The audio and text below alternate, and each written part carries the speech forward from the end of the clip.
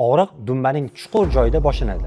Keyin esa sonning orqa tomoni bo'ylab pastga tushadi. Ba'zida boldirning o'zigacha, ba'zida esa tovongacha yetib boradi. Siz o'zingizga qulay holat topa olmaysiz. O'tirish og'riqli, yotish og'riqli, ertalab o'rinda turish haqiqiy azobga aylanadi. Siz internetdan har xil mashqlarni qilib ko'rdingiz va bir qiziq narsani payqadingiz. Ba'zi mashqlarda yengil tortasiz, boshqalarda og'riqni qo'zg'atib qo'yasiz. Va bugun siz nima uchun bunday bo'layotganligini tushunib olasiz. Bu tasodif emas. Hozir men sizga nima uchun bunday bo'layotganligini tushuntiraman. Keyin esa birgalikda 5 ta mashqni ko'rib chiqamiz. Avval taranglikni olamiz. Toki yengillikni aynan bugunni o'zida his qilishingiz uchun. Keyin esa og'riq qaytib kelmasligi uchun kerakli joyini mustahkamlaymiz. Sizga kerak bo'ladigan faqatgina gilamcha yoki oddiy kravatdan boshqa hech narsa kerak bo'lmaydi. Birinchi va eng muhim narsa og'riyotgan joy bilan muammoning ildizi ko'pincha umuman boshqa joylarda bo'ladi. Hamma gap sedalishning nervda. Bu tanamizdagi eng qalin nerv. Qalinligi xuddi bosh barmoqdek keladi. U beldan boshlanib, dumba orqali butun oyoq bo'ylab tovongacha tushadi. Nerv butun oyoq bo'ylab o'tganligi uchun og'riq uning yo'lidagi istalgan nuqtada paydo bo'lishi mumkin. Siz boldiringiz yonayotganligini yoki barmoqlaringiz uyushayotganligini his qilasiz va muammo o'sha yerda deb o'ylaysiz. Lekin tananing o'sha joyi katta ehtimol bilan butunlay sog'lom. Mana shuning uchun mas surish va boldirni massaj qilish yordam bermayapti. Siz og'riqli joyni davolayapsiz. Haqiqiy sabab bo'layotgan joyni emas. Nerv asosan ikkita joyda siqilishi mumkin. Birinchisi belni o'zida. Umurtqalar aro grija nerv korishokini bosib qo'yganda. Ikkinchisi pastroqda, dumbada. Nerv grushovitniy mышцы degan kichkina mushakning tagidan o'tadi va shu mushak spazm bo'lib, nervni qisib qo'yganda. Oddiy orientir, agar oldinga egilganingizda, yo'talganingizda yoki aksi urganda og'riq kuchaysa, sababi katta ehtimol bilan belda bo'ladi. Agar uzoq o'tirganda yoki oyoqni oyoqqa qo'yib o'tirganda og'riq zo'riqsa, demak sababi mushakda.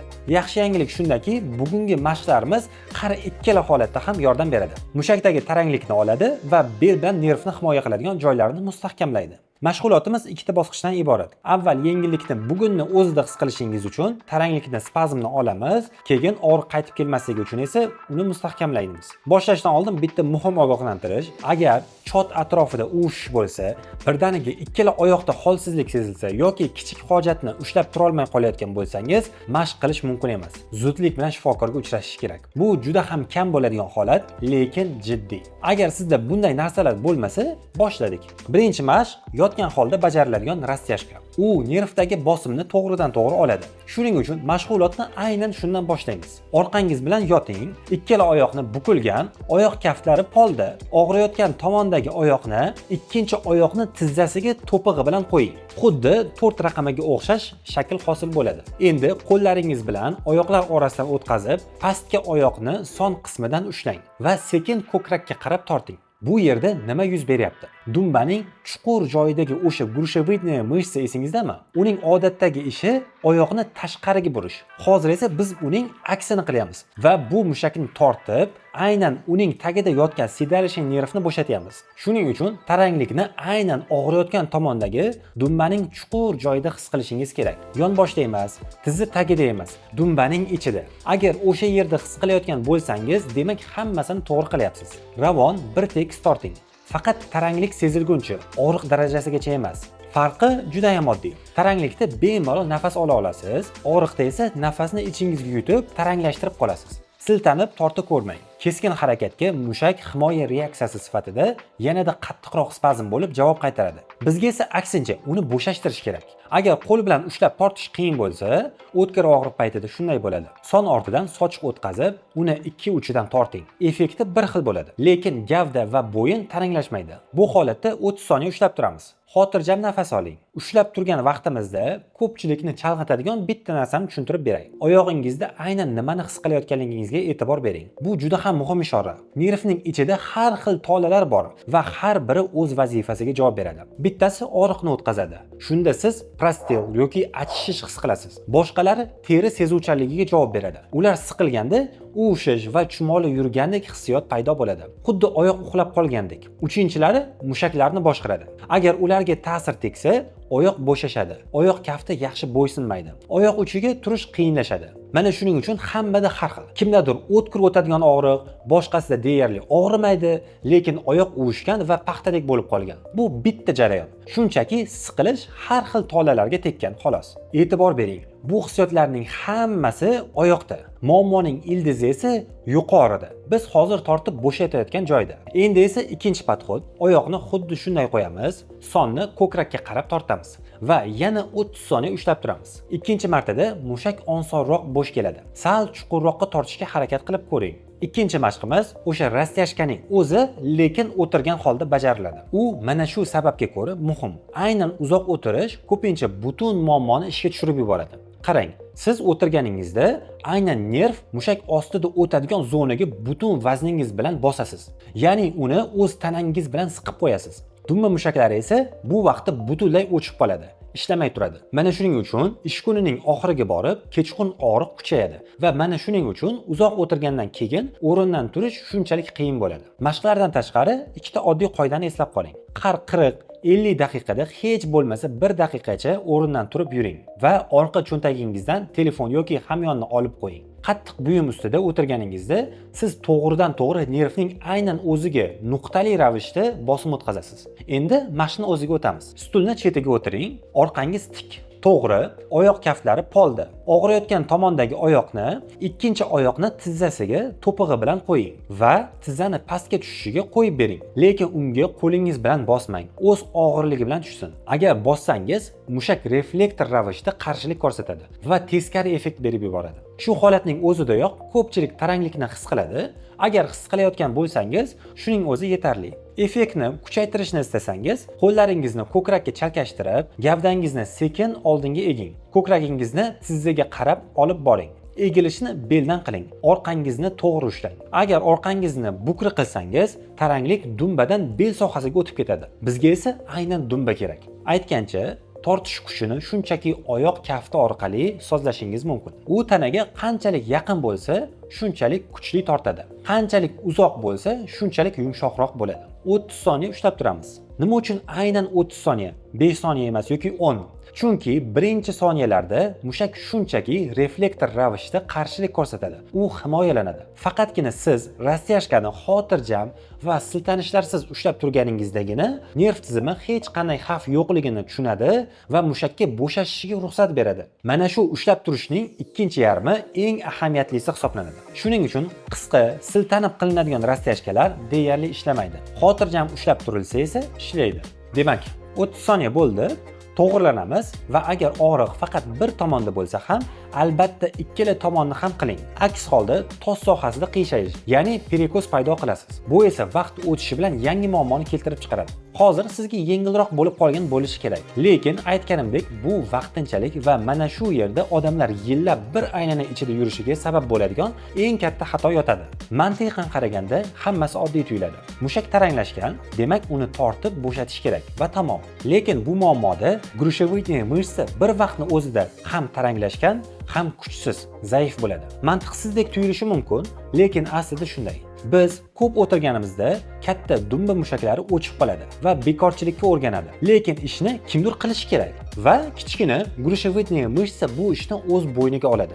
Dam olmasdan 2 kishi uchun ishlaydi. Ortiqcha yuklamadan spazm bo'ladi, lekin kuchliroq bo'lib qolmaydi. Shuning uchun birgina rastyashka bilan ish bitmaydi. Siz uni bo'shashtirdingiz, u esa yana o'sha o'zi ko'tarilmaydigan og'ir ishga qaytadi va 1-2 kundan keyin hammasi yana takrorlanadi. Bu aylanani uzish uchun katta dumba mushaklarini yana ishga qaytarish va grushevoidniy mышцаdan ortiqcha yuklamasini olib tashlash kerak. Ikkinchi qismda aynan shu bilan shug'ullanamiz. Bu mashqlar sizga foydali bo'layotgan bo'lsa, like bosib bizni qo'llab-quvvatlang va videoni yaqinlaringizga jo'natib qo'ying. Salomatlik sirlarini bilib borishlik uchun esa kanalimizga albatta obuna bo'lishni unutmang. 3-mashq yagodichniy most. U aynan katta dumba mushagini, ya'ni yuklamani o'z bo'yniga olishi kerak bo'lgan mushakni ishga tushiradi. Orqangiz bilan yotilgan, oyoqlar bukilgan, oyoq kaftlari polda, qo'llar tana bo'ylab uzatilgan. Tosni yuqoriga ko'taring, toki tanangiz tizzadan to yelkagacha to'g'ri chiziq bo'lib tortilsin. Mashq ishlashi uchun esa asosiy kalit nuqta yuqori nuqtada ataylab ongli ravishda dumbalaringizni siqing. Aynan dumba mushaklari hisobiga ko'tariling. Bel hisobiga yoki orqani bukish hisobiga emas. Agar taranglikni dumbada emas, belda his qilayotgan bo'lsangiz, demak juda baland ko'tarilib ketgansiz. Sal pastroqqa tushing. Agar og'riq sababli baland ko'tarilishning iloji bo'lmasa, qancha uddalay olsangiz, shuncha ko'tariling. Hatto kichik amplituda ham mushakni ishga tushirib beradi. Yuqorida ushlab turamiz. 1, 2, 3, 4, 5 va asta-sekin pastga tushamiz. Tekis nafas oling. Nafasni ushlab turmang. Ko'tarilishda nafas chiqaramiz. Tushishda nafas olamiz. Jami 5 marta takrorlaymiz va har safar dumbani sal qattiqroq siqishga harakat qiling. Bizning vazifamiz tosni imkon qadar baland ko'tarish emas, balkim aynan mushakning ishlashiga majbur qilishdir. 4-mashq o'sha yagodichniy most, lekin yuklamani chuqurroqqa yo'naltirilgan o'zgarish bilan. Oyoq kaftlarini bir-biriga tetkazib, birlashtiring. Tizzalarni esa ikki tomonga yozing. Sonning ichki tomonida yengil taranglikni his qilasiz va mana shu holatda xuddi shunday tosni yuqoriga ko'taring. Bu yerda ishga dumbaning yon va chuqur mushaklari kirishadi. Aynan yurganingizda tosni ushlab turadigan, stabilizatsiya qiladigan mushaklar. Ya'ni hozir grushevoidniy mышца majburan o'z bo'ynidan sudrab yurgan ishni aynan shular bajaradi. Bu mushaklarni mustahkamlash orqali siz undan ortiqcha yuklamani olib tashlaysiz. Bajarish sezilarli darajada qiyinroq bo'ladi. Ko'tarilish amplitudasi esa kichikroq. Bu juda ham normal holat. Ushlab turamiz. 1, 2, 3, 4, 5 va sekin tushamiz. Jami 5 marotaba takrorlaymiz va oxirgi 5-mashq dumba mushaklarini bel bilan birlashtiradi va ularni birgalikda ishlashga o'rgatadi. Bir vaqtning o'zida umurtqani ushlab turadigan mushaklarni mustahkamlaydi hamda agar sizda muammo aynan o'sha yerda bo'lsa, grijjaga tushadigan og'irlikni yengillashtiradi. 4 oyoqlab turing. Kaftlar va tizzalarga tayanamiz. Orqa to'g'ri, og'riyotgan tomondagi oyoqni orqaga uzating. Tovonni imkon qadar uzoqroqqa torting, toki oyoq to'g'ri va polga parallel bo'lguncha. Belingizga e'tibor bering. Bukilib ketmasin. Oyoq orqani bukish hisobiga emas, aynan dumba mushogi hisobiga ko'tariladi. Qorin esa bu vaqtda sal ichkariga tortilgan bo'ladi. Shunda siz umurtqani ushlab turadigan va nerv qarashogidan bosimni oladigan chuqur mushaklarni ishga tushirasiz. Ushlab turamiz. 1, 2, 3, 4, 5. Tizzani tushiramiz. Endi ikkinchi oyoq. Har bir tomonga 5 martadan qilamiz. Va nima uchun bu mashq hatto sabab mushakda emas, balkim beldagi grijjada bo'lsa ham juda muhim. Umurtqani xuddi kemaning nishon ustuni, ya'ni machtasi deb tasavvur qiling. Uning atrofidagi mushaklarni esa uni to'g'ri ushlab turadigan arqonlar deb. Bu mushaklar kuchsiz bo'lganda butun yuklama umurtqalar aro disklarga tushadi va grijja nerv qarashogini qattiqroq siqa boshlaydi. Stabilizator mushaklar ishlay boshlaganida esa ular diskdan yuklamaning bir qismini oladi, qarashogni bo'shatadi va nervga bemalol bo'lib qoladi. Biz grijjani joyiga tiqib qo'ymaymiz. Bu mif. Qo'l bilan uni joyiga solib bo'lmaydi. Biz uning atrofida o'z mushaklarimizdan mustahkam korset hosil qilamiz va aynan mana shu narsa vaqt o'tishi bilan og'riqni yo'qotadi. Shuning uchun bu mashq har ikkala sababda ham juda foydali. Og'riq bo'yicha siqilish aynan qayerda bo'lganligini, mushakdami yoki beldami qanday farqlashni va har ikkala holatda ham yordam beradigan mashqlarni o'rgandingiz. Agar siz bir necha hafta muntazam shug'ullansangiz, lekin yengillik kelmasa, tavakkal qilmang. Holatni og'irlashtirmaslik uchun bu holatda mutaxassis ko'rigi kerak. Men Delta Vita klinikasini tavsiya qilaman. Delta Vita aynan grijja, artroz, tovon shporalari va boshqa bo'g'im kasalliklarini ildizi bilan davolashga yordam beradi. Batafsil ma'lumotlar olish uchun pastdagi raqamlarga qo'ng'iroq qiling. Hozir sizga faqat bugun emas, balki butun sog'ayish davrida asqotadigan foydali maslahatlarni beraman. O'z og'rig'ingizni o'qishni ham o'rgataman. Agar mashqlar vaqtida yoki ulardan keyin og'riq oyoq bo'ylab pastga kuchliroq ura boshlasa, tizzadan pastga oyoq kaftigacha tushsa, to'xtang. Nerv yanada qattiqroq ta'sirlanyapti, qo'ziyapti. Bunaqa yuklamani olib tashlash kerak. Agar og'riq aksincha yuqoriga tortishsa, boldirdan songa,